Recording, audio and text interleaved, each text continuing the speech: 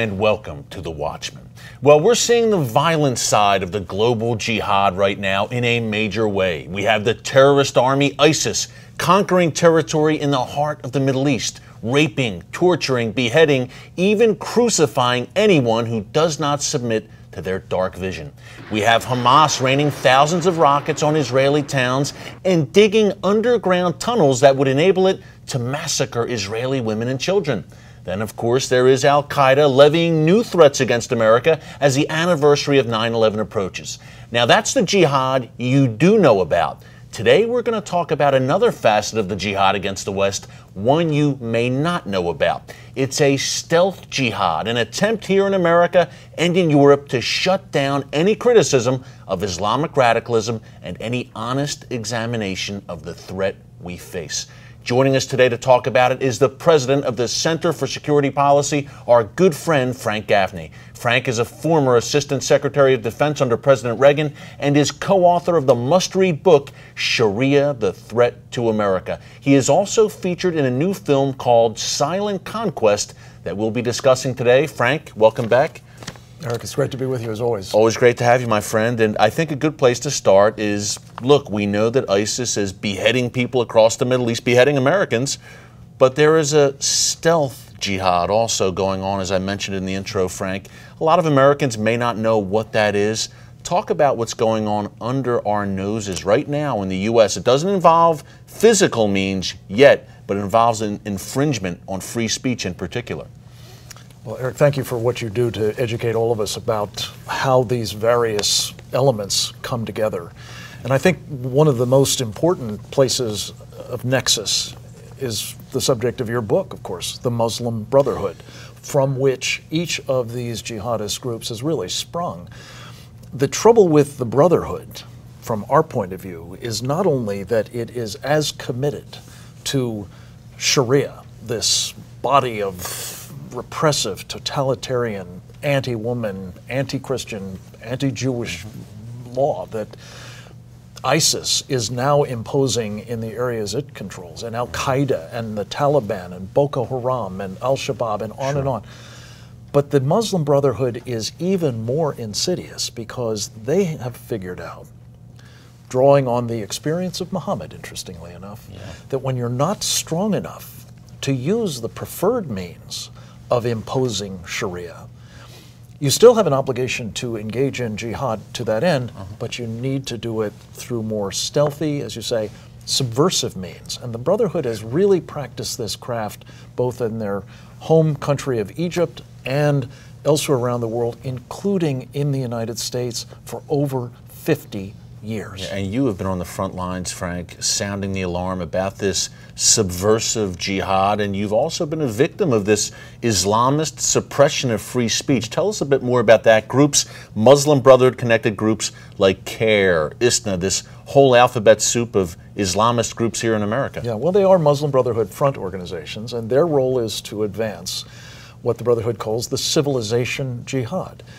And its purpose, as you say, is to use techniques, interestingly enough, many of them familiar, if you think about it, from the days in which the communists employed similar kinds of subversive and insidious penetration and indoctrination and other compromises of our civil society institutions and governing agencies.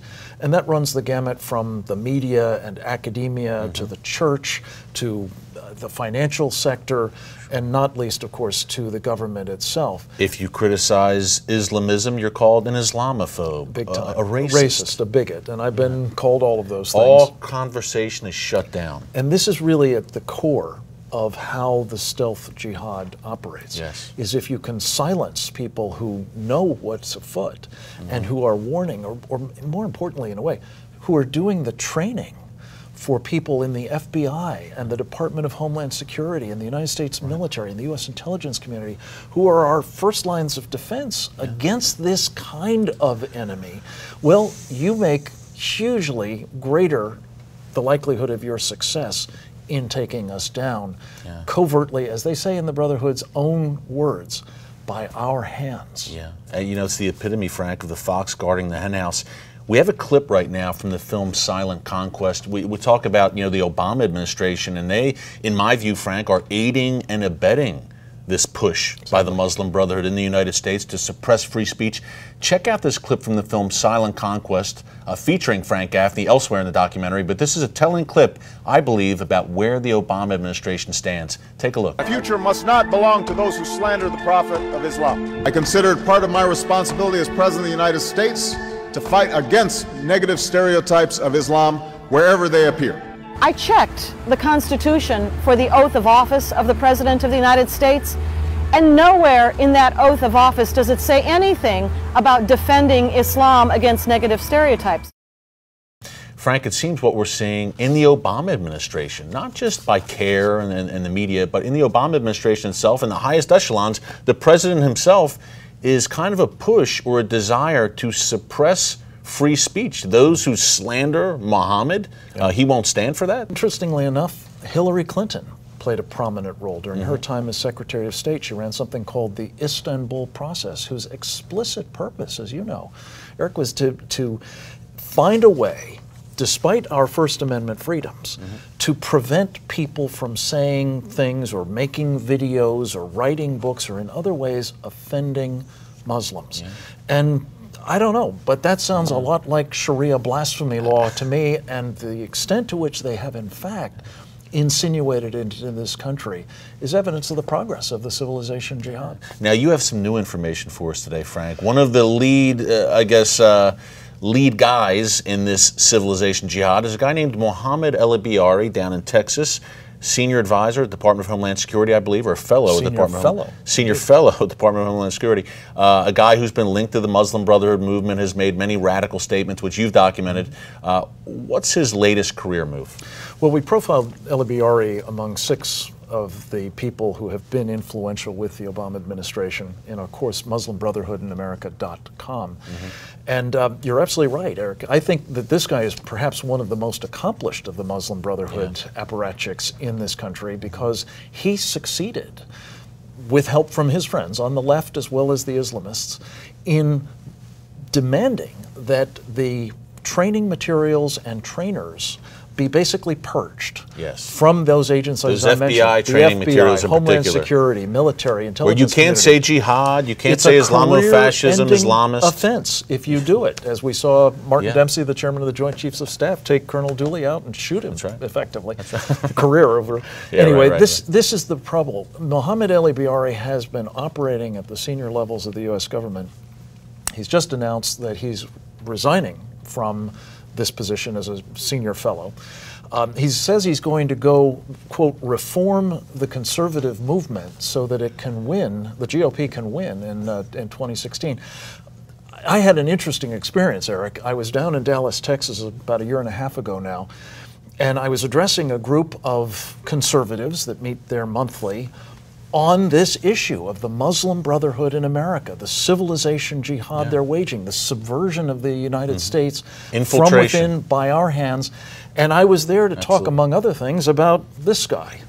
His name is Grover Norquist, and we have a little book that people can find for free at securefreedom.org. What's it called, Frank? It's called Agent of Influence, Grover Norquist and the Assault on the Right. And we can find that at the Center for Security Policy website. Securefreedom.org. But securefreedom.org. Here's the thing.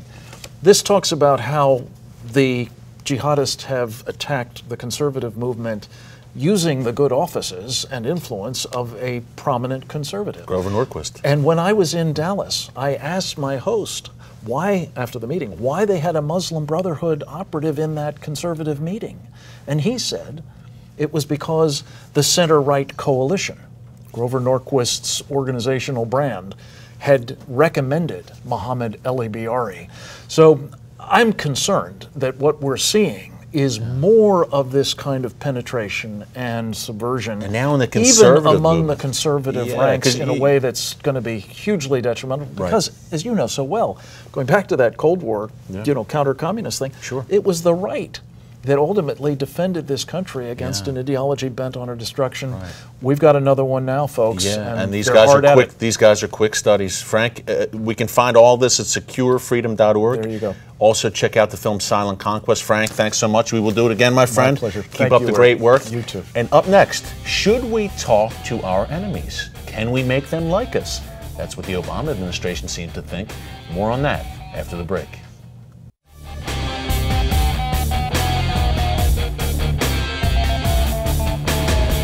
Welcome back. ISIS is on the march in the Middle East. Iran is developing a nuclear bomb, and Vladimir Putin is sizing up Ukraine. In this increasingly chaotic world, can America outmaneuver its enemies by talking to them? Dialogue and diplomacy are the bedrocks of the Obama administration's foreign policy strategy. But not everyone is convinced it can work. President Obama has caught heavy criticism in recent months for negotiating with the likes of the Taliban and Iran. Yet as far back as 2007, during a CNN YouTube debate, then candidate Obama made no secret of the fact that, unlike President Bush, he would seek dialogue with America's enemies. Would you be willing to meet separately, without precondition, during the first year of your administration in Washington or anywhere else, with the leaders of Iran, Syria, Venezuela, Cuba, and North Korea? I would. And the reason is this, that the notion that somehow not talking to countries is punishment to them, which has been the guiding diplomatic principle of this administration, is ridiculous. Once in office, President Obama put this strategy to the test by promising a reset in America's strained relationship with Russia. Vladimir Putin, on the other hand, had different ideas. In recent months, Russia seized the Crimea region of southern Ukraine and may have designs on the rest of that country and beyond. In addition, pro-Russian separatists stand accused of shooting down a Malaysian airliner over eastern Ukraine in July, killing nearly 300 people. The Obama administration has levied sanctions and warnings against Russia, but Putin does not seem to be changing course. We may want to be soft, we may want to repeat the mantra the Cold War is over, but what matters is what he thinks, and we have to play the game on his terms if we're going to win. Michael Rubin is author of Dancing with the Devil: The Perils of Engaging Rogue Regimes. He says the Obama administration wrongly believes it can negotiate in good faith with the likes of Iran. The administration recently announced an extension of nuclear talks with Iran after a deadline passed with the two sides no closer to a deal. In the year before negotiations began, the Iranian economy shrank 5.4%. In order to get the Iranians to the table, we've given them $20 billion in sanctions relief and new investment. Despite ongoing talks with the Obama administration, the Iranian regime continues to sponsor global terrorism and threaten Israel, and cries of death to America remain staples at its rallies. Supporters of the president point out that Ronald Reagan met with Soviet leader Mikhail Gorbachev during the Cold War. Rubin says Reagan did so from a position of strength, with America's economy and military might growing and the Soviets realizing they couldn't compete. For Reagan, that was the end of the process, not the beginning. It came after a multi-year military buildup. For years, the United States stood strong on the policy of never negotiating with terrorists. It came as no surprise then that President Obama came under fire recently for negotiating with the Taliban, exchanging 5 high-ranking Taliban terrorists for U.S. soldier Bo Bergdahl. Why is it a big mistake trying to engage the likes of the Taliban, Hezbollah, Hamas, which are terrorist organizations? Okay, well, first of all, you legitimize the organizations when you negotiate with them. Second of all, there's so many different organizations that don't come to the table. If they learn that the way to get to the table is to blow up buses, then that's what they're going to do. You don't want to create an incentive for bad behavior. Hamas gained legitimacy earlier this year when the Obama administration recognized it as part of a new Palestinian government.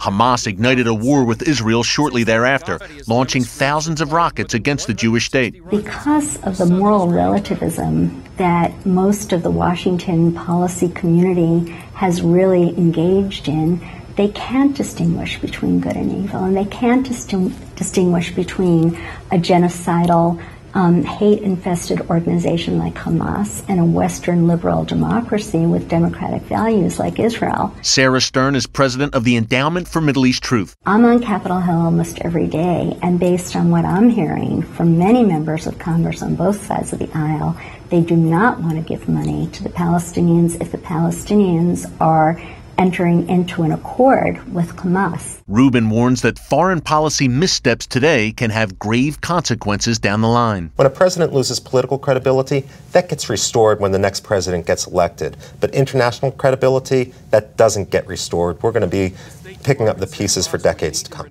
Coming up, how did Great Britain become a leading exporter of global terrorism? We go on the ground to find out. Stick around. They're the original Islamic terrorist group. They spawned Al-Qaeda and Hamas. They're America's next great enemy, and they're in your backyard. If you want to understand the war on terror, you must first understand the Muslim Brotherhood. Pick up my new book, The Brotherhood, America's Next Great Enemy. Available at Amazon.com, Barnes & Noble, and wherever books are sold from coast to coast.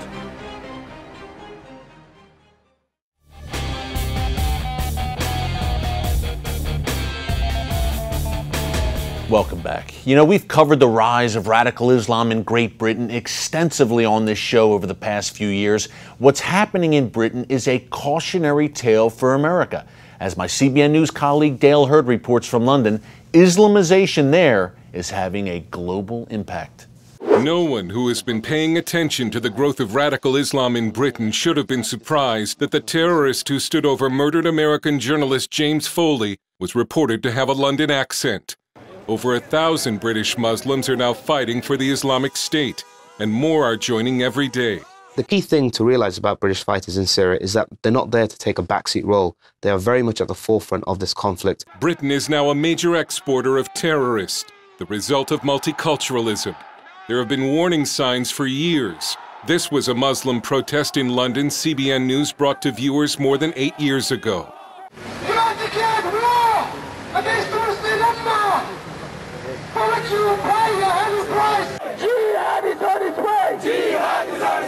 Today, Britain has functioning Sharia courts, and Sharia patrols enforce Islamic law on some of its streets. Remove yourself away from the mosque.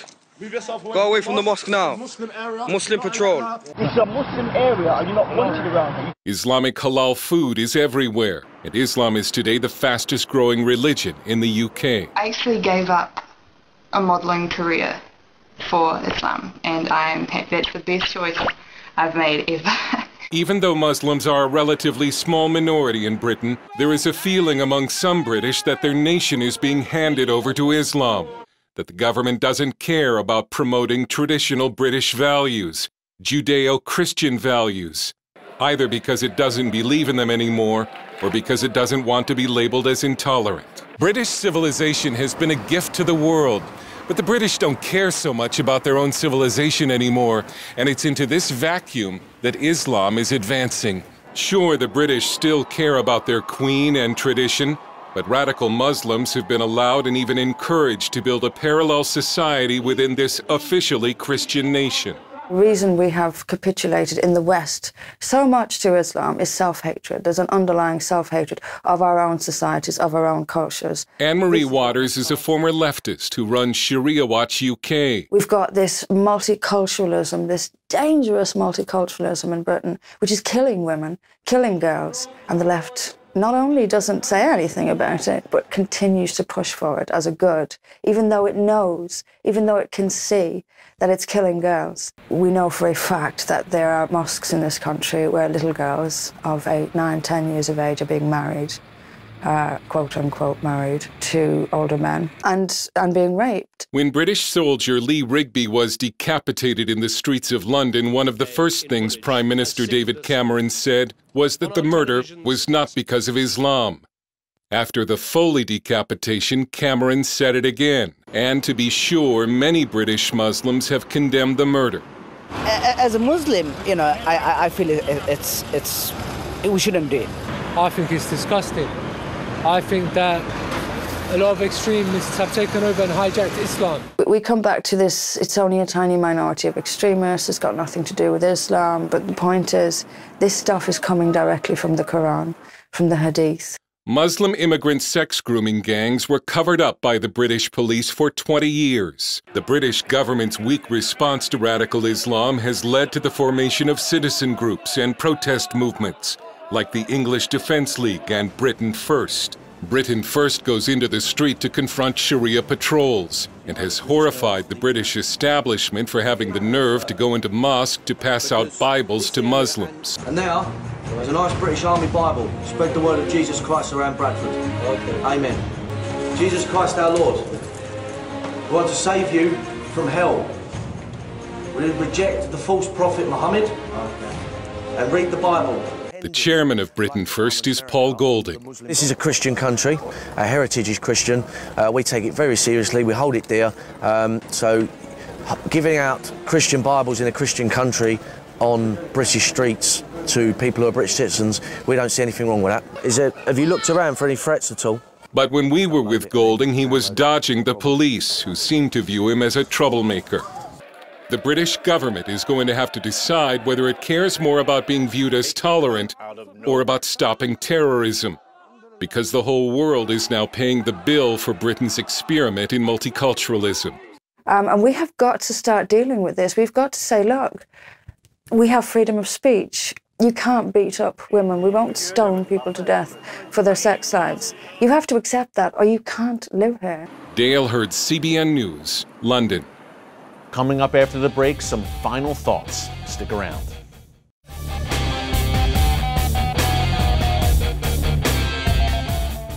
You know, folks, we heard about the two legs of the jihad today. We heard about the stealth, subversive jihad led by the Muslim Brotherhood and the violent jihad, of course, led by the likes of ISIS and Al-Qaeda. But here's the main thing to remember. The tactics may differ. Look, the Muslim Brotherhood wears suits and ties. They speak in fluent English. They appear very moderate on the surface, Western educated, eloquent. Whereas ISIS and Al-Qaeda let you know what they want to do. They want to behead you now, kill you now. They want jihad. They want the caliphate now. But here's the similarity. Although the tactics are different, stealth, violent, the end game is the same, folks. Sharia law for one and all, whether you like it or not, and the return of that caliphate. Stealth and violent jihadists, that's what they want. So until next week, thanks for joining us here on The Watchman. Take care, God bless, and remember, never hold your peace.